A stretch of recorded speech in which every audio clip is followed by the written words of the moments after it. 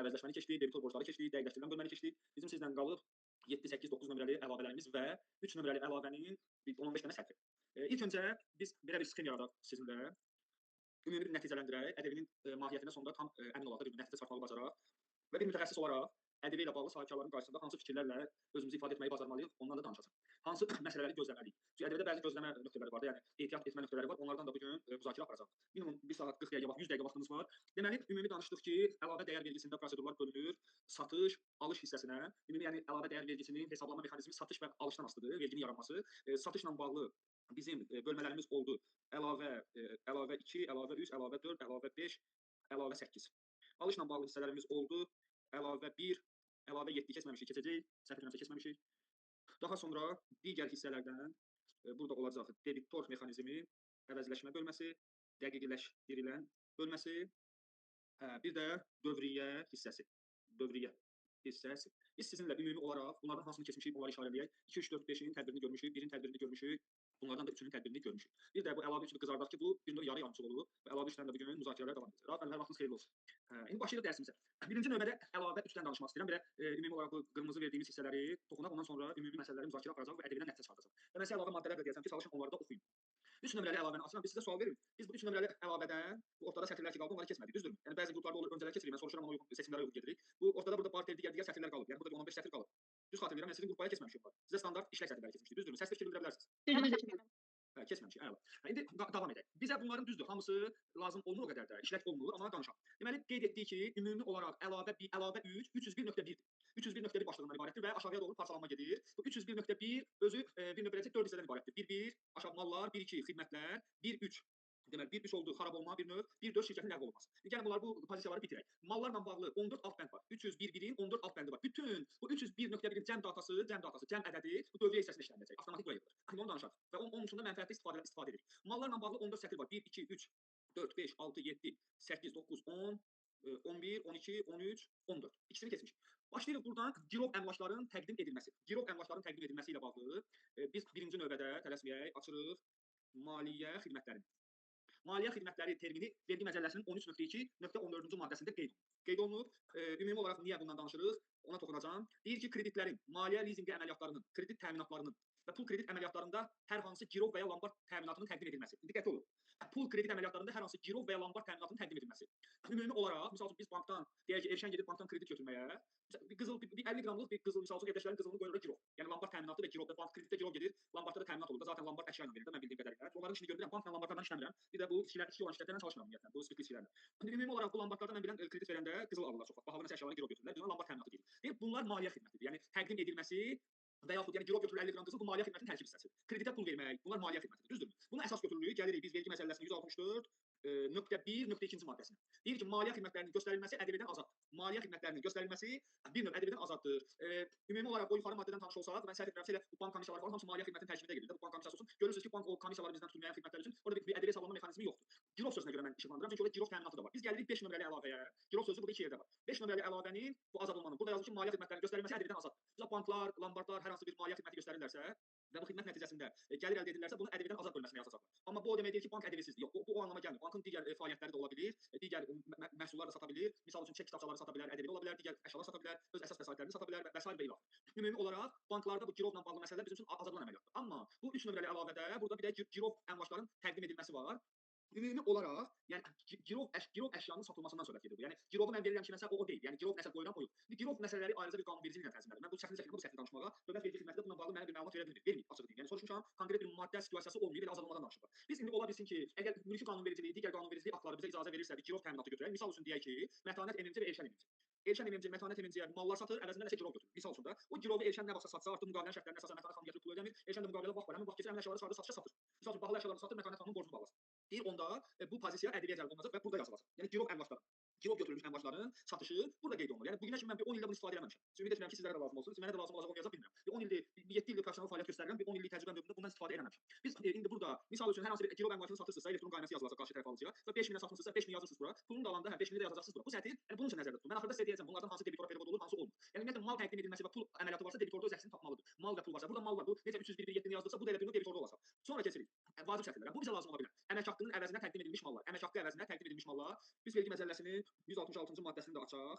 Görək burada ona aid müəyyən bir məlumatlar var, yox, burada verməyib, okey, o birlərinə baxarıq. Əmək haqqı əvəzinə işçiyə mal vermək olar. Bu birbaşa tənzimlənir, səhv etmirəmsə əmək məcəlləsi ilə. Əmək məcəlləsində qeyd olunub ki, əmək haqqının bir 20% hissəsini natura şəklində vermək olar. Bəzi mallar da istisnadır, bu səhv etmirəmsə bu spirtli içkilərin bütün məlumatları da istisna olmalıdır. İndi biz gələk burada bir pozisiya yaradaq. Deyək ki, böyük şirkətlərdə bu olur adətən. Şirkət bağlanan ərəfələrdə olur, şirkətin maliyyə vəsaiti olunur, götürülür mal verir işçilərə. Məsəl üçün deyək ki, Azadə xanım. Azadə xanım bizim deyək ki, baş mühasibimizdir. Azadə xanımın maaşı aylıq 3000 manatdır. Azadə xanım dedir inşallah. Hə, inşallah olar. 3000 manat maaş alır Azadə xanım. Deyək ki, bir noyabrın maaşını veririk, 3000 hesablanma gedir. Biz də çağırırıq Azadə xanımı, deyirik Azadə xanım, maddi sıxıntı var filan, gəl bir sənə ambardakı malımızdan verək. Misal üçün bir dənə sənə kompüter verək, ya misal üçün bir 5 kilo yağ verək, 5 kilo ət verək, nə satırıqsa da. Azadə xanım deyir olsun, olsa gedib ət yağ alacam deyirsən, ver 500 manat ver belə.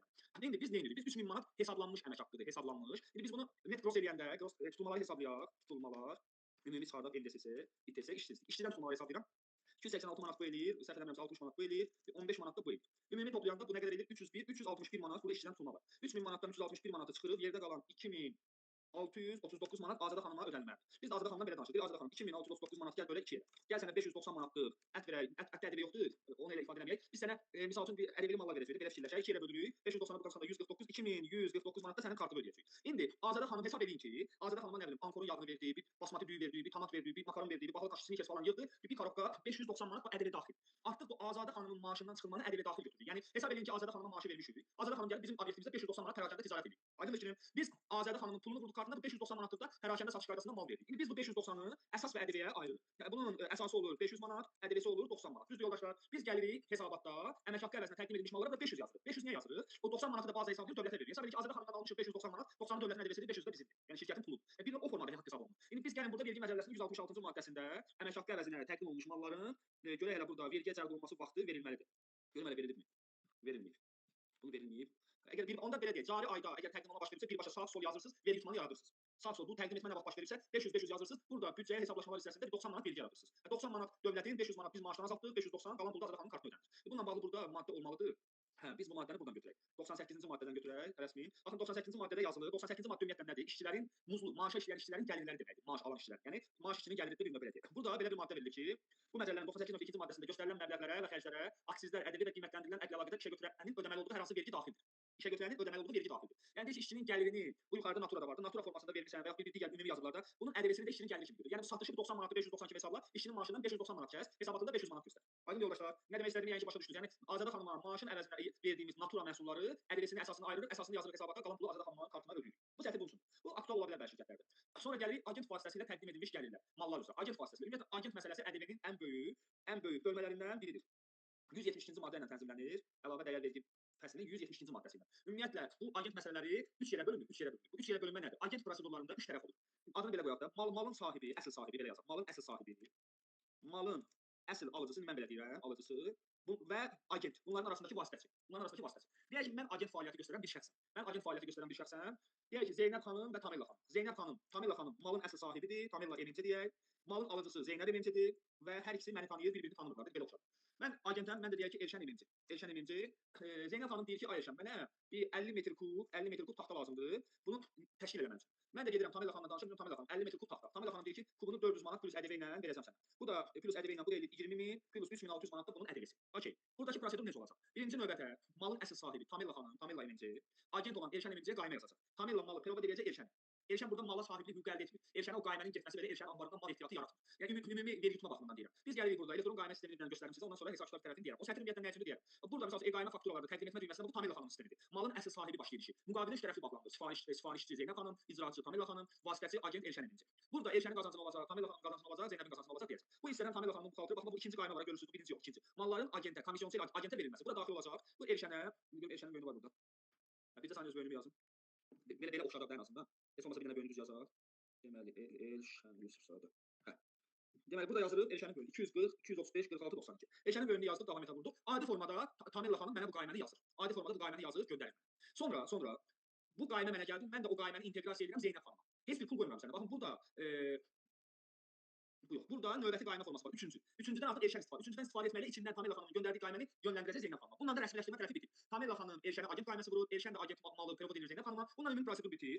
Sonra Zeynəb xanım pulu ödəyəcək Elşənə və yaxud birbaşa Tamella xanıma. Elşənin burada qazancı olacaq. Elşən artıq qazanc məsələsini Tamella xanımla danışır. Çünki mal sahibi tam hesab edin ki, qeyri-rəsmiyyətdə çox vaxt eşidirik, yaxud filan kəs material kimi müştəri gətirir, mən bu malı sat mənə gəlirəm, 500 manat cibimə pul salarsan, bunu rəsmi versiyasıdır, belə deyək. Mən də Tamila xanıma demişəm ki, məsələn, satışdan 500 manat mənə xeyir verərsən də komisyon. Tamila xanım da götürüb hər pulun üzərinə 10 manatdan məni nəzərə alıb. 10 manat da əlavə qoyub 50 pul hesab edin ki, 400-ə satmırdı, əvvəl 390-a satırdı, indi 400-ə satdı, mənə görə də 10 manat qoydu. Mən ən axırda bütün işlər tamamlanandan sonra adi formada, səsə qoyaq, adi formada Tamila xanıma yenə qaymə yazıram. Adi qaymə. Artıq agent öz sistemindən Tamila xanıma o birinci növ qayməni yazacaq ki, xidmət haqqı komissiya müqaviləyə əsasən mənə 500 manat, XH 500 manat, xidmət haqqı 500 manat. Tamila Eşanın pulunu verəcək. Bunun məsələ aidiyyatı yoxdur. İndi buradakı məsələ nədir?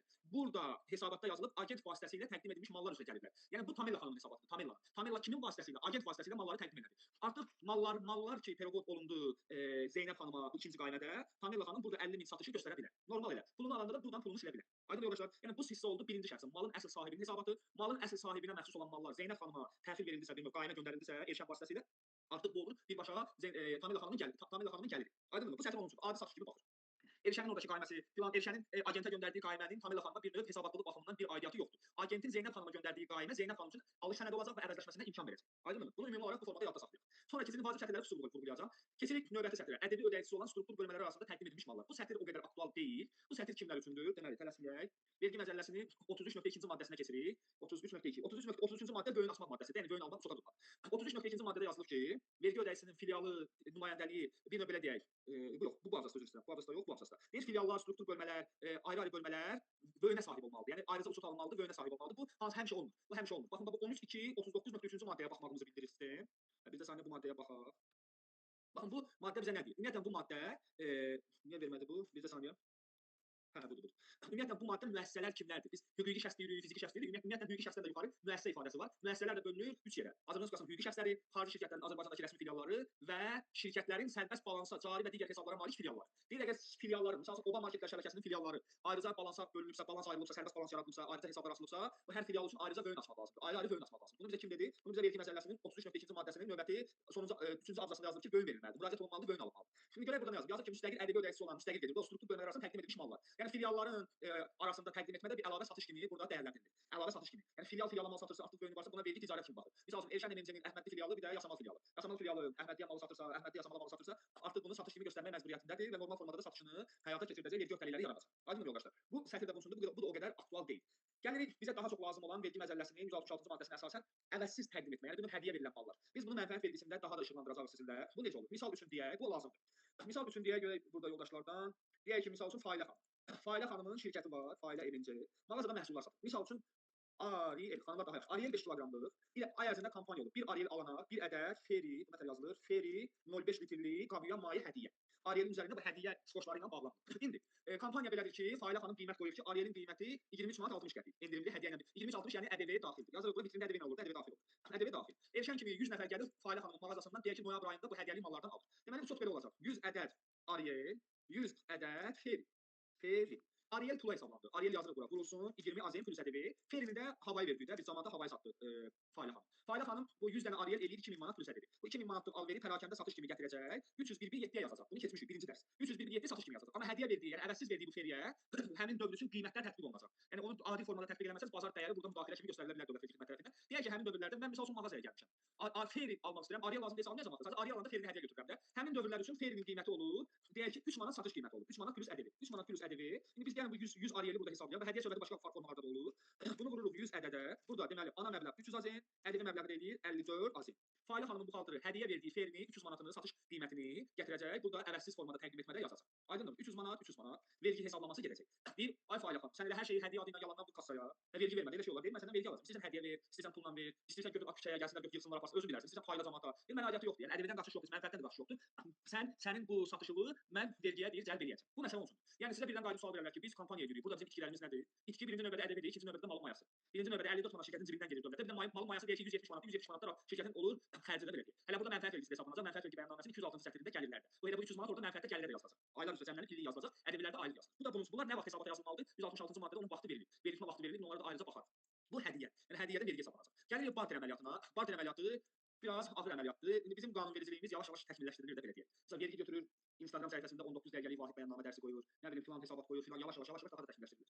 İndi dövlət vergi xidmətinin yerində olsam, bütün bu bəyannamələrin doldurulma qaydası ilə bağlı bir dənə yaxşıca təlimat yığaram, verərəm. Mənim gələcək təklifim var, onunla bağlı dövlət vergi xidməti razılaşsa, onlarla birgə bu işi görə bilərəm. Olsun qoy, paylaşılsın, hamı getsin baxsın da belə deyək. Yəni nə qədər də video olsa, yenə kurs adam gələcək. Ona aidiyyatı yoxdur. Yəni ən azından professionallaşmaq nöqtəsində olan adamlara dövlət vergi xidmətinin təlimatları elə mənim özümə də lazımdır. Yəni onların bəzi incə yanaşmaları olar. İndi bunu nəyə görə gətirdim? Barterdən danışdım. Barter əməliyyatı bilirsiniz ki, malların mübadiləsidir, mal və xidmətlərin mübadiləsidir. Barter əməliyyatları zamanı hesab edin ki, mən taxta satıram, Rauf bəy də alçıpan satır, tikinti materialı. Rauf alçıpanı verir mənə, mən də taxtanı verirəm Raufa. Burada xüsusi məsələlər var. Ümumi olaraq deyək ki, 5000 manatlıq mən taxtanı verirəm Raufa, Rauf da 5000 manatlıq alçıpanı verir mənə. Sənədləşmə necə olacaq? Birinci barter müqaviləsi bağlanacaq. İkinci elektron qaymə qarşılıqlı olaraq göndəriləcək. Adi satış qayməsidir. Bir-birimizə qaymə yazacağıq. Digər məsələlər. Əsas məbləğlər ödənilməyəcək, barterdir. Amma ədəbiləri qarşılıqlı bir-birimizə ödəyib əvəzləşdirəcəyik. Ədəbi ödəniləcək. Ümumi olaraq məsələni bu formada yadda saxlayaq. Çünki bu vergi məcəlləsinin 175-ci maddəsində yazılır ki, barter zamanı əsas məbləğ ödənilmir və ödənilmiş kimi qəbul olunur. Ədəbini ödəyib əvəzləşmə prosedurunu həyata keçirdə bilirsiniz.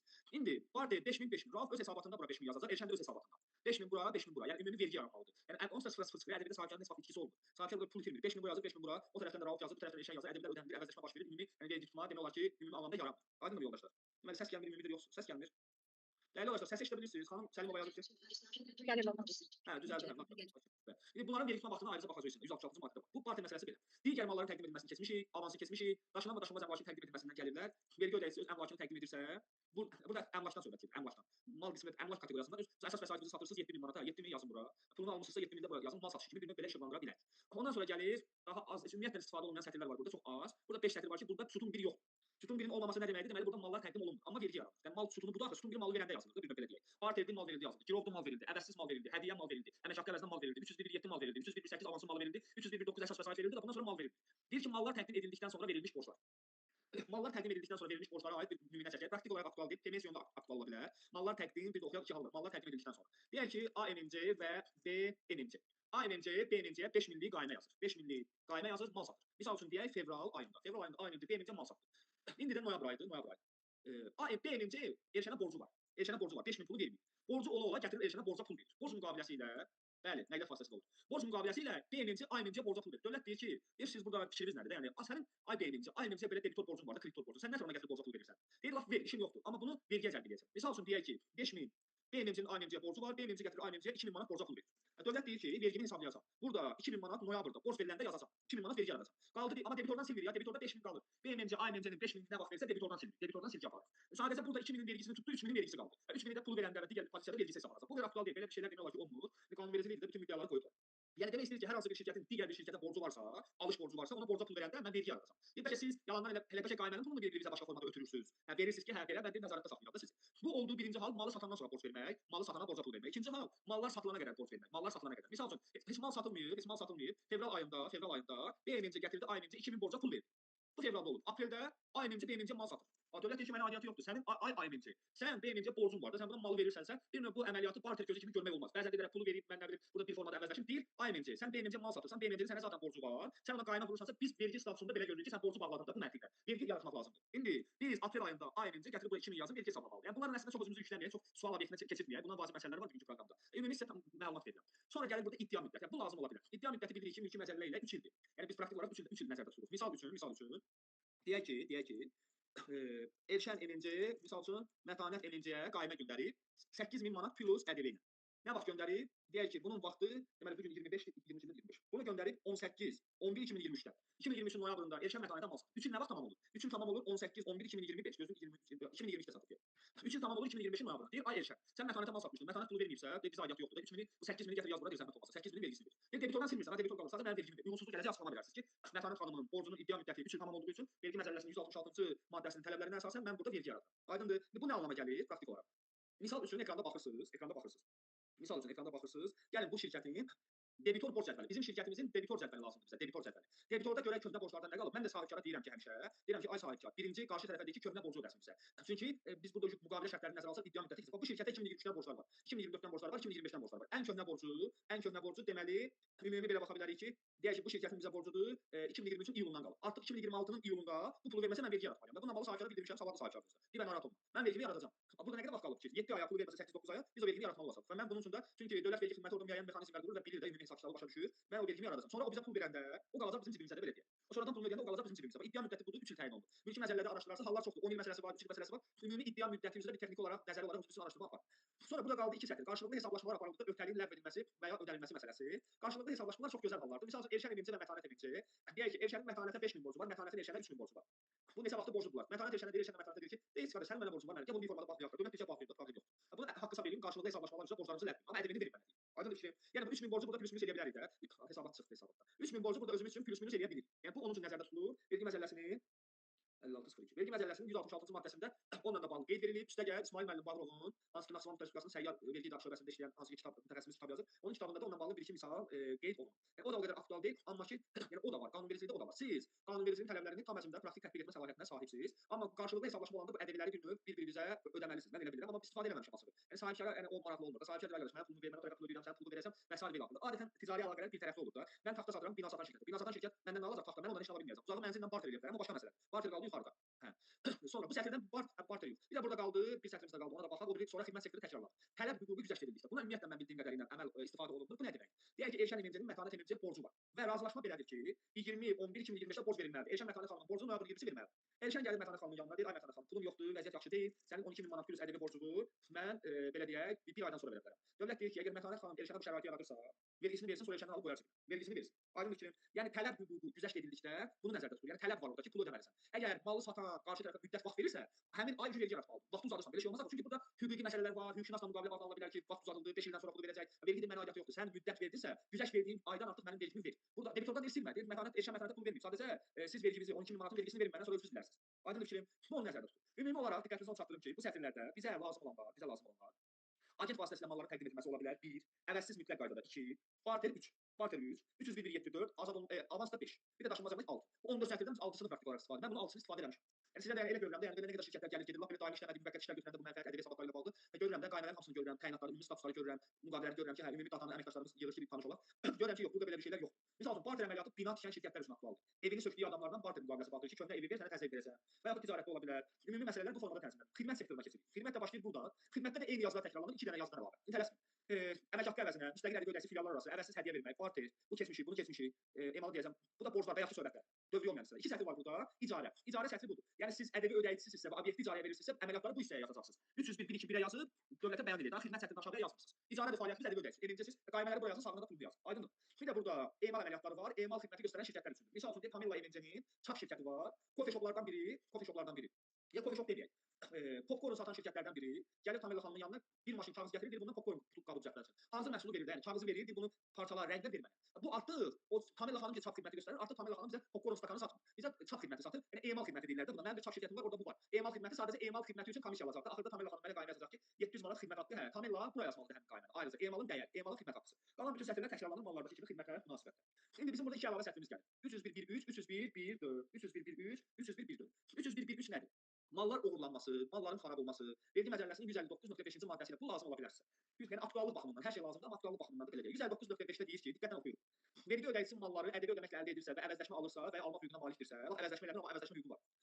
Məcbur eləmir ki, vergi bizə eləmirəm əvəzləşmə. Misal kim eləməz, yəni əvəzləşmə. Malikdirsə, belə malların qeyri-kommersiya məqsədləri üçün istifadə edilməsi, fövqəladə hallardan, təbii ki, onlara daxilində zayolmalardan əmələ gələn itkilərdən başqa, bax ümumi deyil, bundan başqa malların itməsi, əskik gəlməsi, xarab olması, tam amortizasiya olunmadan çoxdan silinməsi və oğurlanması vergi tutan əməliyyat sayılır. Misal üçün deyək ki, şərti olaraq deyək ki, görə burada yoldaşlardan kim var, tələsməyir. Şərti olaraq deyək ki, misal üçün Sahilə xanım. Sahilə xanımın bir mağazası var. Orada misal üçün kosmetik əşyalar satır, bijuteriya, qızıl məmulatları satır. Vergi gəlir yoxlamağa. Sahilə xanım deyir, vallahi billahi 50.000 mal oğurlar. İnventarda oğur aparır. Kassir oğurlayır. Elşən gəlib oğurlayır. Misal üçün vergi deməyə nə işim var? Mənə aidiyyatı yoxdur. Bir də elə özün durma eləmişsən. Yəni bəlkə özün Elşənə tapşırmısan ki, malı oğurlayaq, yalandan burada kameraya düş, maska tax başına gir mağazaya. Vergi deyirsən kamerada kimsə göstərmənə. Yəni deyirsən mənə oğurluq vergi. Yəni oğurluğun ədəbi hesablanmalıdır. Çünki orada maxinasiya halı yarana bilər. Vergi yayılmaq üçün çox rahat bir metoddur. Deyir ki, mallar xarab olsun, oğurlansın, əskik gəlsin. Xarab olmanın istisnası var. Ümumi xarab olmada vergi yaranır. Bizdə misal üçün Şəfəq xanım var, tanıyarsınız bəlkə də bizim regionlardan. Şəfəq xanımın bir popcorn şirkəti var. Aspromics MMC. Orada Şəfəq xanım onun buxalteriyasını aparır. Və onlar popcornu səhv etmirəmsə Birləşmiş Ərəb Əmirliklərindən bu popcorn nə deyirik? Qarğıdalı da. Qarğıdalı toxumları gətirirlər, Dubayda ixal edirlər, taxtalarında popcorn kimi satırlar. Şəfəq xanım onun istehsalat çotunu aparır, vergi hesabatlarında verir. Onların popcornları ambarda qalır, istifadə müddəti bitir, xarab olmuş kimi qəbul olunur. Dubay onu qəbul eləmir. Qardaş mənə aidiyyatı yoxdur, almaz. Misal üçün də, amma təkrar ixal proseduru var. Əgər təkrar ixal proseduru olsa, mallar Ərəbistana qaytarılsa o başqa məsələ. Biz nə edirik? Yəni biz nədə Şəfəq xanım nə edir? Sumqayıtda poligon deyilən ərazi var. Səhv etmirəmsə qida təhlükəsizliyi agentliyinə tabedir. Malların xarab olmasını təsdiqləyirlər. Bunlar götürürlər misal üçün 2 kisə popcornu, misal üçün 100 kiloqram. Aparırlar ora, təhvil verirlər, məhv edirlər onu. Dövlət rüsumu ödənilir orada və kağız verirlər ki, 100 kiloqram popcornun xarab olma haqqı ilə sıradan çıxarıldı, yandırıldı, nə bilim məhv edildi. O kağızı alırsınız, gətirib burada həmin dəyəri yazırsınız bura. Aydındır ki, yəni siz yoxsa vergi mal yoxdur, xarab olan malı atmısınızsa, ona oğurlanma başladı qoyacaq bir nöqtədə. Ümumi olaraq xarab olmanı da təsdiq edən sənəd olmalı. Malın xarab olmasını təsdiq edəndə səhv etmirəmsə, malların maya dəyəri ilə vergi onu qəbul edilir burada. Amma olmasa, bazar qiyməti tətbiq edə bilər ki, deyəcək ki, bəlkə oğurlanıb çox aidiyyatı yoxdur, sənəd sübut göstərir ki, bu gəlib burada xarab olub. Aydındır, xarab olmadır, digər hallarda bura yazırsınız. Məsələn 20.000 yazırsınız xarab olub malın dəyəri, oğurlanma olsun belə 20.000 bura vergisini verirsiniz. Əgər əvəzləşdirmisinizsə, əgər alış əvəzləşibsə, alışda idxalın əvəzləşməsi, qayna əvəzləşməsi varsa. Amma əks halda fövqəladə hallarda istisnadır. Sel gəldi, daşqın gəldi, yağış yağdı, mallar məhv oldu misal üçün. Fövqəladə halın siyahısı var da belə deyək. Bu zamanda elə bir sözdə deyək ki, xarab olur, yox, ondan deyil. Sel gəldi söhbəti deyil. Fövqəladə müvafiq qurumları çağırırsan ki, mənim malım xarab olur. Xarab deyirəm, sel gəlib qoyunları aparıb misal üçün. Onlar bizə kağız verirlər ki, doğrudan da bunu 2 ton məhsul fövqəladə hallar zamanı yanğın nəticəsində yandı. Misal üçün, meşə yanğını oldu, ferma yandı. Onu artıq bura, sistemimizin onu artıq bura yazmırsınız. Bura yazılan vergi yarar. Onu hissə 2-yə yazırsınız. Aşağıda hissə 2 var. Bura. Gəlirsiniz yazırsınız ki, 5000 manatlıq məhsul yanğın zamanı yararsız oldu. Burada vergi hesablanmır. Burada yazır fövqəladə hallarda. Və iki halda fövqəladə və təbii itki. Təbii itki demək keçəcək mənfəətlər. 307 nömrəli Nazirlər Kabinetinin qərarı ilə meyvə, tərəvəz, kolbasa, ət məhsulları, qidalar çəkildirir axı. Quru meyvələr. Onu da bura yazırsan vergi hesablanmır. Norması vardır. Misal üçün deyir ki, heyvan əti filan fəsildə filan soyuducuda nə bilim filan qədər çəkilir bilər. Yəni çəkini qoyarız biz bilərik. Yəni onun üçün ədəbini əvəzləşdirmisiniz belə ədəbi qalır sizin üçün əvəzləşməsi. Aydındır. Yəni ümumi olaraq xarab olma vergi yaradır və xarab olan məhsul gəlirdən çıxılan xərc deyil. Oğurlanan məhsul gəlirdən çıxılan xərc deyil. Bir də təbii itki normaları çərçivəsində malların xarab olması xərci yazıla bilər. Yəni mallar xarab oldu, deyirsən xərcin aidiyyatı var ki, malın xarab olmasının kimə faydası var? Heç kimə. Xərc o zaman xərc olur ki, faydalı dərəcəsində təsiri var. Yəni gəlirin əldə edilməsinə səbəb olur. Sel gəldi mala apardı, mənə gəlir verməli ki, mən malı satıram, pul qazananda artıq bu malın mayası mənim üçün xərcdir. Mənfəətdə o xərcə gedir, amma xarab olmuş mal xərcə gedir. Bu belə. Sonra burada 301.1.4-cü sətir var. Vergi məcəlləsi 159.6-cı maddəsinə əsasən ƏDV üzrə qeydiyyatın ləğv edilmə tarixinə olan mal qalıqlı məbləğ. Bu siz ƏDV qeydiyyatını ləğv edirsinizsə, ƏDV qeydiyyatından çıxmaq olur. Həmin dövr üçün, həmin ay üçün nə qədər anbarda mal qalıbsa, həmin malları vergiyə cəlb etməlisiniz. Həmin malları vergiyə cəlb etməlisiniz. Burada müəyyən təzadlar yaranır. Satış qiyməti ilə, alış qiyməti ilə onu etməmişdən qabaq vergidən biz alıb əgər sizə lazım olsa. Aydın fikrim. Biz bir neçə dəfə maraqlanmışıq. Bu sətir misal üçün mənə lazım oldu. Ümumiyyətlə mən ləğv olunma prosedurlarında mühasib kimi iştirak eləmirəm. Eləyərəm, yəni səyyar asılı sahibkarlar olur maraqlı olur. Ləğv olunma demək olar ki, adətən fəaliyyət dayandırır. Ləğv olunmaya səyyar asılıdır. Şirkətin fəaliyyəti dayandıranda da, misal ambarda 30 millik mal varsa, mən sahibkara deyirəm ki, malı sataq. Sataq ambarı boşaldaq, satışa verir, bir formada kiməsə sat onu. Ambarı sıfırlayanda sıfırla bağlayaq, qoy sonra başımız yorulmasın da dövlət vergi xidmətinin uyğunsuz məktubları. Belə, bu belə. Ümumi vergi tutma ilə bağlı burada 28 sətir var. 14-ü mal idi, 13-ü xidmət, bir dənə də ən aşağıda tim müəssisəsindən danışmışıq sizin üçün, yoxsa mən bilən danışmışıq. Mən bilən danışmışıq bu ikinci dərsdə. Tim müəssisələrində bu posterləri danışmışıq. Hə, bunu da keçmişik dəyərli dostlar. Bunu da keçmişik, amma vaxtımız yetməz. Bu sətirlər budur. Bir də bu əlavə üçün hissə 2-si var. Hissə 2-də ədəbiyyat cəlb olunmayan əməliyyatlardır. 9 hal olmalıdır, 8, 9 hal bəli. Baxın bunları da deyim sizə, bunlar hansıdır? Maddələrlə verir. Vergi məcəlləsi 159.2-ci maddəsinə əsasən cəlb olunmalı. Bu 159.2-ci hal. Birini misal çəkin. Deyir ki, misal üçün siz daşıma xidməti göstərirsiniz. Beynəlxalq daşıma. Vergi məcəlləsi 167-168-ci maddəsi var. Təqdim olunma yeri məsələsi. Ümumi olaraq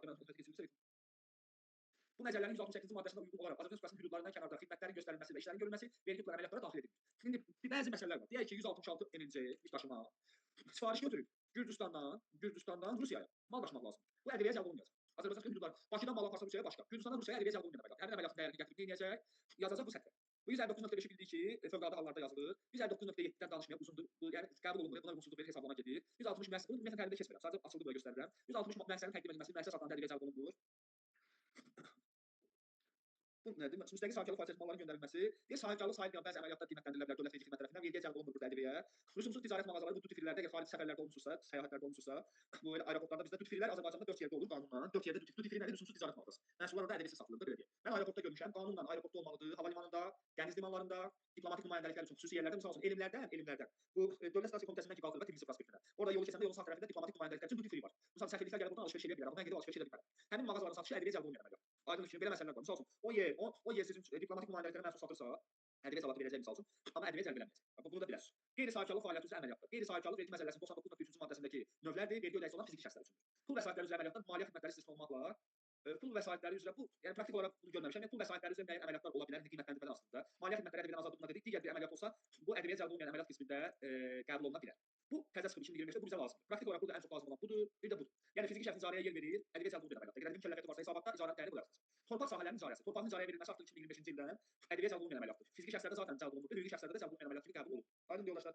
Bu oldu bizim 3 nömrəli əlavəmizin yekunu. Ümumi məsələdə çalışarıq ki, təcrübədə ən çox rast gələn halları işıqlandıraq. Məsələnin formatını axırda soruşacağam sizdən. 2 formada təklif edirik. Qrupun seçiminə əsasən biz məsələ tərtibindən danışırıq. Biz ümumi olaraq sizinlə bugünkü proqramımızın, bugün bunlar bitirilməlidir hamısı, demək bunları silək. Bu 3 nömrəli əlavəni dedik ki, sıradan çıxartdıq. Bunu burada qaldırırıq, bunu buradan silirik. Sonra gəlirik burada 7 nömrəli əlavəyə. 7 nömrəli əlavə istəyirsiniz 3 dəqiqə fasilə verək, 3-4 dəqiqə davam edək. 7 nömrəli əlavədə 5-10 dəqiqə vaxtımız gedəcək. Sonra dövlət hissəsinə keçərik 5-10 dəqiqə, ondan sonra da ümumi bir vəziyyəti analiz edərik. Ədəbiyyatdan nəticə çıxardıq. Artıq təlimimizin demək olar ki, birinci ayı yekunlaşdırdı. Bir sonrası bir 6-7 dərs keçmişik. 3 dəqiqə fasilə verək, mən 20 dəqiqə danışıb bitirəcəm, ondan sonra suallara yayıla bilərik. Saat 21:12 kimi vaxtımız var.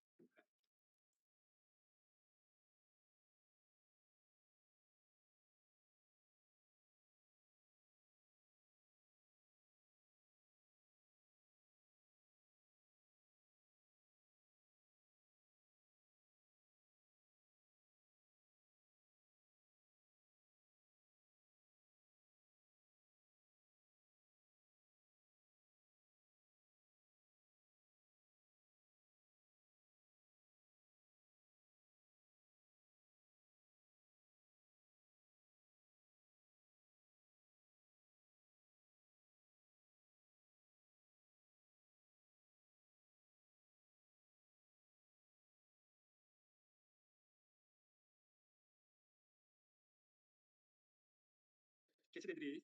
7 nömrəli əlavə. İşdə bilirsiniz yəni ki, məni. 7 nömrəli əlavə xaricdən cənab nasıl bir fikir bildirin, səs eşidilirmi?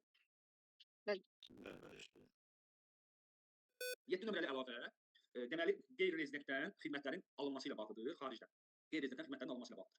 7 nömrəli əlavə bir növ öz-özünə işləmir, yəni tək işləmir. Biz bu məsələni tənzimləyirik vergi məcəlləsinin 169.4-cü maddəsi ilə. Ümumi 169-cu maddədir. Xüsusi olaraq yenə əvəzləşmə statusu baxımından 169.4-cü maddə ilə tənzimlənir. Misal üçün mən kursumuz üçün Instagram, Metadan, Facebookdan reklam xidməti alırıq. Bu da bunlardan biridir. Xaricdən qeyri-rezident xidmət alırıq. Amma bizim təlim mərkəzimiz ədəbi ödəyicisi deyil. İstəyirsən ədəbi ödəyicisi ol, istəyirsən ədəbi ödəyicisi ol. Qeyri-rezident üçün ədəbi hesabatı verməlisən. 2 ədəbi hesabat forması var da. Artıq siz bir şirkət olaraq qeyri-rezidentdən lap bir layihə xidməti alırsınız, bir dizayn xidməti alırsınız xarici şirkətlərdən, müxtəlif xidmətlər alırsınız. Bu halda xidmətə 18% ədəbi hesabatı. Gəlin biz bunu təsdiqatlandıraq. Bu necə təsdiqatlandıraq? Birinci növbədə. Bir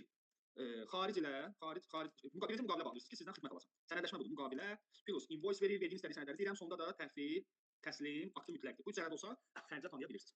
Bu ilkin anlaşma. 2. 2-də xidmət başlayır. Xidmət başlamağı vergi tutmağa aidiyyatı yoxdur. Xidmət başlayır. Daha sonra xidmət bitir. Daha sonra ödəniş olunur. Bu ödəniş olunur. Bu ardıcıllıqla prosedurları davam etdiririk. Vergi hesabatında bu ikisinin yeri yoxdur. Yəni bu ikisi ədəbiyyə münasibətdə yeri yoxdur. Bu ikisi bizə belə baxanda lazım deyil. Xidmət bitir. Ümumiyyətlə xaricdən xidmət alanda hələ əlavə 7-yə keçmirik. Burada dövriyyə üzrə hissəsi var. Dövriyyə üzrə hissəsi. Bu dövriyyə üzrə hissəsində 306-cı sətr var. 306.1 daha doğrusu. Ədəbi məqsədləri üçün qeydiyyata alınmayan qeyri-rezidentin göstərdiyi xidmətlər və gördüyü işlər üzrə əməliyyat. Hesab edin ki, deyəs ədəbi məqsədlər üçün qeydiyyata alınan qeyri-rezident varmı? Var, bəli. Azərbaycandakı filial var. Rəsmi xarici şirkətlər Azərbaycanda filial açır, Azərbaycan böyüyünü alırlar, normal formada alış-veriş edirlər. Amma bu artıq xarici şirkətdən mən xidmət alıram, onun Azərbaycanla bir əlaqəsi yoxdur. Deyir ki, Eşən, xarici şirkət sənə xidməti nə vaxt təhvil verdi? Artıq xidmət təhvil veriləndə xidmət təhvil verildi. Nə vaxt verildi? Deyək ki, 19.09.2025-də xidmət təhvil verildi. Artıq hesab edin ki, bu hesabatı siz qeyri-rezident əvəzinə Azərbaycan dövlətinə verirsiniz. Ədəbiyyatda siz bizdən onun üçün ödəyirsiniz. Burada biz agentik artıq. Biz xidməti alan xarici şirkətin agenti qismində dövlət vergi xidməti qarşısında çıxış edirik. Xidməti aldığınız ay 306.1 sütun birə xidmətin dəyəri yazılmalıdır. Məsəl üçün 10.000 dollarlıq xidmət 17.000 manat. ÖMV tutulmur. ÖMV tutulmur, bu aidiyyatı yoxdur. ÖMV daxil yazılır. ÖMV-nin ÖMV dərsi seçirik. ÖMV-nin 17 halı var. Vergi məcəlləsinin 150-ci maddəsində tənzimlənir. ÖMV-nin düzdür biz 123, 124, 125, 126, 127, 180 tanıyırıq. Əslində ÖMV-nin ana maddəsi 150-ci maddədir. Vergi tutma vaxtı, vergi tutma halları. 17.000 buraya yazılır. Bu sentyabrdan tutulur olacaq. Başqarası yazılmır. Sonra deyək ki, biz pulu ödədik bu gün 20.11.2025-də xidmətin ödənişi olundu. Xidmətin ödənişi. Noyabrda artıq bu yazı burada olmayacaq. Bunu buradan silirsiniz. Əsas məbləği yazırsınız bura. Avtomatik burada məsələ biraz qəlizdir, biraz insanı çaşdırır. İndi mən ona aydınlıq gətirməyə bazarda qədər gələcəm. Rəqəmlər sizi çaşdıra bilər. Bütün dataları sildim. Hesablaşmalar hissəsində 3060 manat büdcəyə vergi hesablanır. Baxın, biz ödənişi ödəyəndə artıq dövriyyə hissəsində nə edirik? Dövriyyə hissəsində üzr istəyirəm. Bu 17.000 yazmaqla deyirik ki, xarici şirkət 17.000 xidməti təhvil verir. Avtomatik olaraq vergi tutma bizə saniyə yox, üzr istəyirəm, çox üzr istəyirəm. Sütun 1-i yazanda sentyabr heç bir vergi yaranmır. Bu dövlətə bəyan edirsən ki, xarici şirkət mal satdı, xidmət satdı bizə. O aldı elədi bizdən. Pulunu artıq ödəyəndə əsas məbləği 17.000 bura hesab edin ki, bu sizin hesabat deyil. Xarici şirkətin hesabatıdır, Azərbaycan ədəbi hesabatı verir. 17.000 bura yazır ki, mənə pul gəldi. Hesab onun adından çıxış edirsiniz də. Mən xarici şirkətə pul gəldi. Avtomatik olaraq nə olacaq? Dövlətə vergi hesablanacaq. 18% hesablaşmada vergi hesablanır. Ondan sonra indi deyəcəm vergi nə vaxt ödənməlidir, pul nə vaxt ödənməlidir. Ondan sonra biz artıq bir növ xarici şirkətin adından xarici şirkətə pul ödəyəcəyik. Biz ödəyiciyik. Yəni bu hesablaşmalar hissəsindəki bunu belə konkretləşdirə bilərik. Bura yazılan 306.1 sütun 2-yə yazılan ədəd xarici şirkət yazır bir növ, vergi yaradır. Əlavə 7-yə isə biz yazırıq. Yəni bir növ belə düşünün də. Bizim yazmağımız əvəzləşmə verir. Avtomatik olaraq gəlirəm əlavə etə. Burada rezidentin ölkəsi, misal üçün deyək ki, Anqola, misal üçün. Adı deyək ki, budur. Böyüyünü deyək ki, budur. Xidmətin adı layihə işi. Dep iş nə vaxt təhvil verilib? Təhvil verilib 306.1 sütun 1 idi. Görürsüz, əvvələ kimi açıldı. Deyirəm 2024-ün ayında. Bizim məsələmizdə nə vaxt təhvil verilib? Sentyabrda. Deyirəm ki, 2025-in sentyabrında təhvil verilib. Bunu yazdım. Amma siz indi noyabr hesabatı görürsünüz. Ödənişin şəxsi hesab vərəqəsində əks olunma qararı. Artıq ödəniş həmin ədəbidir. 17.000-in ədəbisi. Deyirəm ki, ödəniş oktyabrın hesabatı olduğu üçün oktyabrın 31-nə qədər qəbul olunur da. Biz oktyabrın hesabatını verdik. Oktyabrın deyirəm ki, 23 ödənilib pul. Sonra ödənişin ana məbləği 17.000, ədəbi 3 manat. Avtomatik əvəzləşmə verilir. Yadda saxlayaraq tıklayırsınız, tıkladıq. Gəlirik bura hesablaşmalar olur 0 manat. İndi siz hesablaşma olur 0 manat. Deyirsiniz ki, sizdə sual yaranır ki, onda mən heç nə ödəməyim də dövlətə. 360 ödəməyim. Elə deyil, elə deyil. Siz götürürsünüz. Xaricin 17.000-ni burada oktyabr yazaq. Bizim məsələmizdən təs gəldi. Oktyabrda. Xaricin 17.000-ni ödəyəndə dövlət büdcəsinə də 3060 manat ədəbi ödəməlisiniz. Ödəniş orada düşməlidir. Ədəbi orada düşməlidir. Sonunda ümumi olaraq hesab kitab mexanizmi yaranır. Yəni biz işi daha da belə qəlizləşdirək, Misal üçün deyək ki, bir məsələ yaradaq. Belə başa düşmək çox çətindir. Bir məsələ yaradaq. Deyək ki, oktyabrın ədəbi hesabatıdır. Satışım olub 50.000 plus ədəbi. Yəni bu nə deməkdir? 3 nömrəli əlavədə oktyabrın hesabatında 301.7-də yazmışam. 7.000 sat, 70.000 satış, 50.000 pul gəlir. Yəni 50.000 vergini deyir. 50.000 ədəbisi. Bu 9.000 avtomatik hesablaşma verir, düzdür? 9.000 hesablaşma verir. Ondan sonra deyirəm ki, 306.1 sütun 2-yə yazıram 17.000 plus ədəbisi 3060, əlavə 7-yə də yazıram yenə 17.000 plus ədəbisini. Buradakı vergi mexanizmi necə hesablanacaq? Yəni biz hesablaşmalara baxaq görək rəqəmlər hansı istiqamətdə dəyişdi. 9.000 manat vergi yarandı. 9.000 manat vergi yarandı. Bu düzdür. 9.000 vergi verməli. Necə olacaq? Bizim depozitdə 9.000 pulumuz var axı depozitdə. Mən götürmüşəm. Bu 9.000-in 3060 manatını ödəmişəm Azərbaycan dövlətinə. Qeyri-rezidentin adından bu da ödəyirsiniz. Nüvə taksisindən daxil olursunuz. Nüvə taksisindən ədəbi depozit hesabından yeni köçürmə, büdcəyə ödəniş, dövlət vergi xidməti 114 təsnifat koduna 3060 manatı irəli vurursunuz, imzaları tıklayırsınız, ödəyirsiniz. Bu şəxsi hesab vərəqəsində. Bu bayaqki qeyri-rezidentin əvəzindən ödənilən pul. Mən 9000-dən 3060 ödəmişəmsə, deməli mənim 5940 manat pulum qalır. 5940 manat pulum qalır. Vergim də burada 9000 göstərir. Düzdür, düzdür. Vergi 9000 göstərir, düzdür. Mən götürəcəm. 3060 ödəmişdim axı, qalıb şəxsi hesab vərəqəsində. 114 qrupu ödənilən pul şəxsi hesab vərəqəsində qalır. 5940 ödəyəcəm, 9000-i bağlayıram. Avto hesabatı verən kimi 3060 manat sistem tutacaq, avto ödəmədən 5940 manat ödəyəcəksiniz, məsələ bağlanacaq. Yəni buradakı 9000 sizi çaşdırmasın. Birdən götürərsiniz. Burada 9000 deyir, 9000 ödəyəsiniz lazım deyil. 3060 manat ödənilir. Yəni belə düşünün. Yəni 3060 manat orada. 5940 manat ödəyirsiniz, məsələ bundan tənzimlənir. Ümumi olaraq məsələ bu formada cərəyan edir. Ödəniş vaxtı ilə bağlı da mən sizə məlumat verim. Deyir ki, vergi agenti, yəni xaricdən xidmət alan Azərbaycan şirkəti, bu vergi agenti xarici şirkət ümumi vergi agenti bizik. Bir vergi agenti Elşən ƏDV ödəyicisi deyilsə, qeyri-rezidentə ödəmə verdikdən sonra 7 gün ərzində ƏDV-ni ödəməlidir dövlətə. Məsələn, bu mənə aiddir kursa. Mən deyək ki, bizə Metadan, yəni Instagram və Facebookdan invoicelar gəlir, biznes kartı qoşmuşuq, avtomatik çıxır pul, 300 dollar, 300 dollar çıxır da borc yarandıqca. 300 dollar çıxır, burada 510 manat, avtomatik mən özünün 510 manatının 18%-ni, üzr istəyirəm, 18%-ni bu da edir 91 manat 80 qəpik. 91 manat 80 qəpik götürüb kursun hesabından, cari hesabından dövlətə bankindən ödəməliyəm. Ötən ədəbi 114 qoyma. Bu düşəcək şəxsiz 7 gün ödəməliyəm. Artıq invoice pulunu Instagram avtomatik tutur, kartda pul olur, biznes kartdan tutur. 7 gün ərzində ödəməliyəm. Ədəbi ödəyicisi olmayanlar üçün belədir. Ədəbi və ayın 20-sindəki ədəbi hesabatı verməliyəm. Ədəbi ödəyicisi olmuyor. Aydındır yoldaşlar. Sonra bu məcəlləyə uyğun olaraq vergi agentinin qeyri-rezidentə ödəməli olan məbləğ ədəbin hesablanması üçün əməliyyatları görülməli alınmasına görə ümumi olaraq din ədəbin ödənilməsi əvəzləşməyə, amma bu halda isə biz qeyri-rezidentə əsas məbləğ veririk ədəbi ödəyici. Çalışın ədəbini donat paralel ödəyin, həmin aysalın əvəzləşməyə. Ümumi məsələni belə tənzimləmək qeyd olunur. Bir də bu doxuya görə əlavə verilib. Deməli, vergi agenti ədəbin məqsədləri üçün qeydiyyatdan keçmişdirsə, yəni bu ədəbi ödəyicilərə aiddir. Hesablanan vergi əməliyyatının aparıldığı ay üçün ədəbi bəyannaməsi verilərkən ödənilir. Hesablanan vergi əməliyyatının aparıldığı ay üçün ədəbin bəyannaməsi verilərkən ödənilir. Hesablanan verginin ödənilməsini təsdiq edən ödənə sənədi əvəzləşmə üçün əsas verir. Yəni 3060 manatı ödəyirsiniz, əvəzləşmə üçün əsas verir. Siz çalışın ki, qeyri-rezidentə pul ödəyirsinizsə xidmət üçün, onun ədəbini də ödəyin və həmin ay üçün 7 nömrəli ədəbi əlavəsindən əvəzləşmə verin. İndi burada digər məsələ var. Baxın, mən Elşən ədəbi ödəyicisi olmayan şəxslərə hesabatı verməliyəm. O artıq budur. Gəlirəm burada ədəbi hesabatı var, ədəbi ödəyicisi olmayanlar üçün. Baxın bu qeydiyyata alınmayan qeyri-rezidentlərə ödənilmiş məbləğ hesablanmış ədəbi olmalı. Gözünüzə baxın. Hə, bu olmur. Sözünü belə yazıblar. Yarımçı olsun. Deyək ki, oktyabr üçün verin bunun ədəbi hesabatını verirəm. Əgər xaricə deyir bu evimizə izolsan ədəbi ödəyicisi, bu ev bilməz. Artıq ədəbi ödəyicisi olmayanlar üçün bəzən bu xalqlar bilmir. Bu biznes kartı reklama qoşanda mənim məsələn marketinq əməkdaşım var, rəsmi əmək müqaviləsində işləyir. O məndən biznes kart tələb elədi. Mən əslində o debet kartla dedim, əvvəl debet kartdan getdi. Debet kartla ödəniş ödəyəndə 510 manat plus ədəbinin avtomatik kartdan çıxır. Amma şirkətin biznes kartı olanda çıxmır. 510 çıxır 95-80-ə özün verməlisən. Çünki artıq vergi ödəyicisi xaricdən aldığı xidmətin pulunu biznes kartdan ödəyirsə, bu hesabatla vergi cəlb olunmalıdır. Hesabat kim üçündür? Vergi ödəyicisi üçün. Bəzi şirkətlər də ədəbi hesabatını vermir, ödəmir, amma bu bir müddət keçəndən sonra o datalarla bağlı vergi uyğunsuzluq göndərə bilər ki, sən Instagramdan misal üçün filan qədər almısan. Xidmət almısan. Bu artıq düzdür. Vergi xidməti sərf etmirəmsə bizim Instagram hesablarımızın çıxışlarını görmür, amma biznes kartdan çıxan pulları görə bilər. Biznes kartdan çıxan pulları görür. Deyir Elşən, bir ildən sonra hesab edin ki, mənə uyğunsuzluq gələcək ki, Elşən 5000 dollar kartdan pul çıxıb, 5000 dollar. Bunu 1.70-ə vururuq, keçiririk manata, verir 8500 manat. Deyəcək ki, 18% ədəbi hesablanması gedəcək mənə, təxminən 1400, təxminən 1530 manat. 1530 manat, bir üstə 10% də ÖMV. 8500 ÖMV-si 850 manat, 2300 manat məndən pul alacaq dövlət. Aydın düşün. Yəni onu verməməkdən bəzən sahibkarlar şirkət kartı qoşanda ədəbi çıxmır, filan çıxmır, hesablanan verəcək dövlət xidmət. Onu vaxtı-vaxtında nə etmək lazımdır, ödəmək lazımdır. Dəyərli yoldaşlar. Bu məsələ ümumi olaraq bu formada tənzimlənir. Bir də bizim ümumi hesab kitabımızda dövriyə hissəsi var. Dövriyə hissəsi nə işə yarayır? Ümumi olaraq bütün prosedurları burada bizim üçün tənzimləyir. Hansı prosedurları tənzimləyir? Yəni tələsməyək.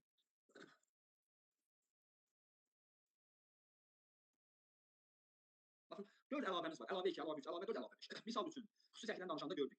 Əlavə 2, əlavə 3, əlavə 4, əlavə 5 yazılan dövriyyələr bura gəlir. Mənfəəti bundan uyğunsuzluq gəlir. Deməli, əlavə 3-dəki bütün dövriyyələr bu sətirdə yazılacaq. Bu sətirdə. Burada məsələn əlavə üçün yuxarı 301 var, 1 milyon bura, pullar bura. Kənd təsərrüfatının dövriyyəsi bura, sıfır dərəcənin dövriyyəsi bura, azadın dövriyyəsi bura, ümumi cəm gəlir 305-ə. Mənfəət bəyannaməsində uyğunsuzluq belə verir. İndi bizim 23 noyabrda bir vebinarımız olacaq. Hesabatlar arasındakı zəncir mexanizmi. Yəni hesabatları bir-birinə bağlayan hallar, bir-birindən asılı saxlayan uyğunsuzluq məktubları əslində əsas mövzudur. Çalışın 23 noyabr saat 15:00-da planlaşdırmışıq. Həmin vebinarda da iştirak edin. Orada mən 11 hesabatın bir-birindən əlaqəsindən danışacağam. Sadələşmiş mənfəət gəlir, ədəbi, əmlak, torpaq, mədən, aksiz, yol indi hamısından çalışarıq ki, danışaq. Orada bu məsələlər daha xüsusi işıqlandırılacaq. Biz bunları tərtib etdikdən sonra ümumi olaraq mən həmişə deyirəm ki, yaxşı mühasib o mühasibdir ki, hesabata rəqəmləri yığmadan vergini hesablaya bilsin. Yəni BTP-yə bu bəyannaməyə yığırsa sistem hesablayır. Ondan ona ümid qalsa biz sahibkarı üç durumda saxlayırlar. Ümumi olaraq belə bir sistem quraq. Deyək ki, misal üçün oktyabr ayında vergini mən misal üçün həmişə eləyirəm, hesablayıram. İndi bu gün ayın 22 verginin qabaqcadan hesablayıram. Artıq ayın bir növ belə deyim də sizə. Ay bitməmiş 3-4 gün qabaq hesablayırıq ki, biz orada avanslı digər məsələləri görüb oxuya bilək də. Oktyabrda ümumi deyirəm ki, mənim satışım elektron qayna ilə olub 300.000 ədəbilərdən gedir. Azadla sıfır dərəcə orada vergi yaratmır, tələsməyək. MK ilə olub 100.000, yazıram burada EGF, buraya yazar əlavə 3 yaxşı. Əlavə 3, buraya yazar əlavə 3. Sonra buraya yazıram əlavə 2, kənd təsərrüfatı MK ilə satmışam, qayna ilə satmışam. EGF deyək. Bura ticarət əlavəsini yazıram. Çünki vergi ticarət əlavəsini hesablayıram. Ticarət əlavəsi 20.000. Sonra əlavə 2, kassa ilə satmışam. Daha çox kassa ilə 50.000 ticarət əlavəsi var, xeyir var. Sonra deyirəm, bu əlavə 4, əlavə 5-ə qatmıram. Bunlar satışlar. 300.000 satış eləmişəm, 300.000-in 250.000 pulu gəlir. Deməli, 45.000 ədəbi öhdəliyi yaratdı, bir növ belə işıqlandıraq. Daha sonra 100.000 pərakəndə satış, siz belə çıxardacaqsınız ibtidai formada. 18.000 deməli burada vergi yaranıb 166-cı maddə ilə. Bu elə 20.000 ədəbi ticarət əlavəsi 20.000 almışamsa, 3.600 manatdan müştəridən ədəbi almışam. Bu da vergi yaradır. Sonra əlavə 2-nin elektron qayna versiyasının ticarət əlavəsi, bu da 9.000 ədəbi deməkdir. Bunlar mənim olur öhdəlik. Yəni vergi budur. Demək ümumi toplayanda 50, 63, 72, 75.600. 75.000 yazıram bura vergi, 75.600 AZ. Bu olacaq mənim vergim. Reallıqda da doğrudan da vergi budur. Dövlət vergi xidməti bizə şans verir ki, deyir, sənə gələn bu ədəbiləri xərcləyə bilərsən. Vergi məsələsinin 175-ci maddəsinə əsasən xərclə, o xərcləməni əvəzləşmə kimi vergidən azalt. Mən də deyirəm ki, bu il, bu ay daha doğrusu mən haralara pul xərcləmişəm. Elektron qaymələri ödəniş. İndi burada bir məsələ var. EGF ödənişini diqqətlə baxırıq. EGF belə yazır. Əlavə üstə satılacaq mallar üçün, yəni ƏDV alışlar. Deyək ki, bu ƏDV alışlar. EGF ödəniş deməli 75.000, 250, 350, 420.000. Deyək ki, 300.000, 300.000 çox olur. Burada hansı 350.000 lap çox olsun. 350.000 mən qaymələri ödəniş etmişəm. Bu ƏDV eləyir 63.000 manat. Bunu xərcləmişəm. Sonra əlavə 3 yazar tələsməyin. Sonra deyirəm ki, əlavə 200 lira. Mənə ticarət lavəsindən mal satıblar. Mənə sadəcə onu satıblar da belə deyək. Əlavə 200 lira elektron qayma ilə mal almışam. 50.000 deməyək. 30.000 ticarət lavəsidir. Çünki ticarət lavəsində ədəbisi mənə yazacaqlar. 5.400 də bunun əslində qayma deyək 130.000-dir. 30.000-in ədəbisi hesablanır. Hesab edin ki, biz əlavə kimi öz adımızdan keçmişdik. Bizə də mal satanlar var, alıb satanlar. Onlar da eyni şey eləyəcək. Sonra deyirəm, əlavə 700 lira qeyri-rezidentə ƏDV ödəmişəm. Əlavə 7 qeyri-rezident, misal üçün 10.000 xidmət plus 1.700 manatla hesablayıram ƏDV. Bunları belə hesabladım. Sonra deyirəm, avanslar ödəmişəm deməli 63. Avans ödəmişəm deyək ki 2.000 manat, 2.000 manat plus ƏDV. İndi gələk vergini hesablayaq. Biz deyirik ki, bu əvəzləşmədə iştirak edəcək. Normal qayma ödəmiş eləmişəm. Qeyri-rezident əvəzləşmədə iştirak edəcək. Əlavə 2 iştirak eləməyəcək. Nə olsun? Mənə misal üçün mətanət edinci xaricdən banan ixal edib, mənə ticarət lavəsindən satıb. Mən ƏDV-ni ödəmişəm, əvəzləşdirə bilməyəcəm. Niyə? Çünki vergi məsələsinin 175.12-ci maddəsi icazə vermir. Bir alışın ƏDV-si ticarət lavəsində hesablanırsa kənd təsərrüfatından müsbətdə ƏDV-nin mahiyyəti. Bu qəbul olunmayacaq. Buna bir dənə göy nida. Bir dənə buna deyək ki, yaşıl. Bu, bir də avanslar da vergi tutmada ödədiyim avanslardan sonra. Bu da iştirak. Bunun hamısı ödənişdə bilirik. Onlar ödəniş. Avanslar iştirak. Deməli mənim əvəzləşmə üzrə imkanım əvəzləşmə 63.000 plus 1.700 qeyri-rezident. Bu eləyir 64.700. Əvəzləşməyən hələ ki ikisi bu ümumiyyətlə əvəzləşmir. Bu da qayması gəlmir. Bu ay qayması gəlmədi avans. Deyirəm 5.400 bunun ədəbisi, 3.600 də avansım. Bu 3.600 əvəz 9.000 əvəzləşmir. Amma mən deyirəm məndən çıxan pul, çıxan ƏDV, ödənilən ədəbi 64.700 ilə 9.000 manatı xərcləmişəm. Toplayanda 73.700 edir. 73.700. Mənim də ədəblərim harda idi? Mənim ədəblərim, satışın ədəbisi burada. Gəlirəm bura. Deyirəm ki, ədəblər burada. ƏDV depozit hesabında, bir də deyək ki, kassada misal üçün pərakəndə. Deyirəm ki, bu qaymədir 45.000, bu da qaymədir 9.000. 45.900 54.000 ədəbi depozit ədəbim olur. NK-da olan ədəbim burada yazmışam. NK-da olan ədəbində 18.300, 21.600. Yəni 21.600 bu eli 75.600. Mən götürmüşəm bu ikisini kassadakı qoymuşam bankın ədəbi kimi ödəmişəm. Ümumi mən 73.700 ədəbi ödəmişəm. Gələn ədəbinə qədər idi 75.600. 75.600-dən 75.600-dən çıxıram 73.700-ü. Burada qalır səhv eləmirəmsə 1900. 75.700 olsa, hə 1900 ədəbi durub depozitdə. Amma mənim vergim nə? Bu depozitdə duran ədəbidir. ƏDV, DH qalır. Yəni doğrudan da hamısı xərcləndən sonra belə. Amma mənim vergim bu ikisini vergim amma budur, tələsməyin. Vergi, yekun vergi bərabərdir. 75.600 ədəbi gəlmişdi, hesablanmışdı. 75.600 çıxılsın. Əvəzləşən buydu, əvəzləşməyən buydu. 64.700. Çıxıram buradan 64.700. Bu da eləyir 10.900. 10.900 vergi verməliyəm. Mən 10.900-ün 1.900-ü məndədir. 9.000-i avansda qaldı. Yəni avans və kənd təsərrüfatında. Dövlət verməli aidiyyatı yoxdur. Gətir 9.000 də gətir. Bankdan ver. Hardan verirsən özündə. Bunu başa düşək. Bunu başa düşək ki, avans verirəmsə birbaşa əvəzləşmə. Qayması gəlsəydi, bunu da yazardınız bunun üstünə. Əvəzləşmə verərdiniz. Deyək avans ödəmişəm, qayması gəlir. Qayması gəlirsə, burada əvəzləşmə hissəsində bax 3600-ü buradan silirik. Buradan silirik. 3600-ü gətiririk, yazırıq bura. Əvəzləşsin bu. Avtomatik datalar dəyişir. Burada 3600 vergi azalır. Kənd təsərrüfatı ona görə də kənd təsərrüfatı məhsulu alırsınızsa, onun ƏDV-sini çalışın bankdan ödəyin, zaten əvəzləşməyəcək. Maya dəyərinə daxil olacaq. Bu məsələləri gözləmək lazımdır. Siz ümumi ədəbi bəli. Yəni bununla bağlı sizə axşamınız xeyir bir sual verirəm. Yəni bu inanırsınız bizim bu sahibkarların hər dəfə bu kənd təsərrüfatına görə mən belə dedim, müqayisə eləmirəm, amma yəni deyirəm ki, qanunla bu cür tənzimlənir. O da deyir ki, mümkün deyil, necə olur? Mən qarşı tərəfin pulunu cibimdən ödəyirəm, amma mənə gələn pulu da mən kənd təsərrüfatından ödəyirəm büdcəyə. Yəni mən onu necə hansı şəkildə izah edeyim ki, o məni başa düşsün. Biz gələ dərs keçəcəyik sonra. Onu bizdən bax. Mümkün deyil. Yəni həqiqətən siz sahibkara belə izah edə bilərsiniz. Mən sizə deyim. Başqa mal alır ədəbi tam ədəbi. Bəli. Alırıq. Yəni hə. Başa düşür ki, yəni sən ədəbi depozit ədəbi xərcləməyi başa düşür. Bəli, onu da bilirəm. Bilir də, hə, sahibkara deyir ki, ay sahibkar, mən 18-bin bu ədəbi gəlmişdi. Dövlət deyir ki, bu ədəbini sən ancaq kənd təsərrüfatından başqa yerlərə xərclə. Kənd təsərrüfatı xərcləmə onu görməyəcəksən. Buna bu sözdə başa düşəcək, burada nə var? Deyir icazə vermir. Deyir, sahibkara deyir ki, ay sahibkar, biz qayma yazırıq, üstündə ədəbi verirlər. Sən onu öz pulun kimi görmək, sən onun heç bir aidiyyatı yox. Amma çox təəssüf ki, bütün sahibkarlar onu öz pulları kimi görürlər. Yox, onundur, amma öhdəlikdə dövlətə keçir də. Yox, onu mən nə deyim? Sahibkarın indi bilmirəm, vizyonu nədir, xarakteri nədir, necə danışmaq lazımdır. Ona izah etmək lazımdır. Çox sağ olun. Siz sağ olun. Demək, sahibkar biraz nəsə bilirlərsə, elə bilirlər, həmişə düz deyirlər. Tam elə əlavə elədi. Bəs dərsdə sahibkarlar da var. Sahibkarların mövqeyinə mənfi fikirlər çox söyləməyək. Təbii ki, sahibkarların da təbii ki, mənfi siyahıda qoyulanları var, başa düşənləri də var. Məsələn, bizim qrupda səhvlərimizin Murad müəllimin qoşulduğu o sahibkardır. O öz işi maraqlıdır, öyrənmək istəyir ki, başa düşsün də gedişat. Sahibkar gəlib pul ayırsın, savad olmalı. Yəni pulun dalınca düşməklə nə bilim, alınır. Kurslara da getmək lazımdır, nəsə öyrənmək lazımdır, vergi təlim almaq lazımdır. O vaxta kimi sizin çətin başa düşsünlər. Çətin məsələ. O çətin məsələ. Hamısına aiddir. Əlbəttə, bəli. Bayaq dediniz ki, onu bank hesabından ödəməliyəm. Bu da ona görədir ki, yəni həmin ki o ƏDV var, malın maya dəyəri hesab olunur. Ona görə də biz onu tam olaraq bankdan ödəyirik. Yəni mən bunu bu şəkildə də rahat şəkildə izah edə bilərəm. Siz ƏDV depozitdə artıq pulunuz var, nəsə ümumiyyətlə köhnədən qalan. Yox, belə deyək də olur əslində. Mən onu xərcləməliyəm. Sən sahibkara deyir ki, kənd təsərrüfatı alınırsa bankdan pulun var, tutar get. Çox sağ olun. Izah edəcəm. Hə, zəhmət olmaz. Dəyərli yoldaşlar, gələn dərs inşallah həftənin biri ədəbiyyatdan məsələ təklif verim, mövzunu bitirək. Məsələni biz yoldaşlarımızın iki formada icra edirik. Bir, Excel üzərindən yığırıq, hazır data üzərindən məsələ gedir. Bir də var, ikisindən birini edə bilərik. Çox zada bilmərəm. Ya da ki, heç bir data yığmırıq. Mən ekranda açıram bir dənə şirkəti. Sizə izah edirəm ki, nə necə yarandı, nəyə harda. Məsələn, baxıram elektron qaymaya. Bir aylığı qoşuram buradan. Məsələn, deyək ki, oxuyağın ədəbi hesabatını vermək lazımdır. Oxuyaq üçün işləyirəm sahibkarım. Belə ümumi datanı işləyir. Belə bir şey eləyə bilər. Nəyə hardan götürmək yəni? Ümumi sxem bəllidir də bizə. Ümumi sxem bəllidir. O bu formada da gedə bilər, yox formada. Excel-də istəyirsinizsə Excel-də də olar. Yəni Excel-in datası, hə, proqramda yaxşıdır. Excel-də dediyim başqadır. Zaten bu dediyim də gəlib Excel-ə yığılacaq, yəni ümumi anlamda. Yəni Excel-də dediyim başqadır. Excel-də mən hazır problem deyil. Excel-də hazır verəcəm. Ümumi olaraq yəni o şablon olacaq əslində. Yəni şablon bir şey olacaq. Amma ümumi olaraq bir var mən deyim ki, girək datadan filan data izah edici formada deyə bilərəm. Kimsə alsın, İzot Scientific hesabatını yığır. Aylıq nə qədər qaymət göndərilir? Çıxardırıq, misal aylıq 150-nin qaymət. Sonra ədəbiyyat başından bankı yoxlayırıq. Nə qədər pul gəlib? Hə, sonra onu hara yazmalıyıq? Əlavə bir şey yazmalıyıq. Ümumi gedişatı bu formada sözün təsvirini yaradıram, belə hesab kitab edirik də. Sonra keçirəm onun əvəzləşməsinə. O real olacaq, hə. O artıq reallığı əks etdirir.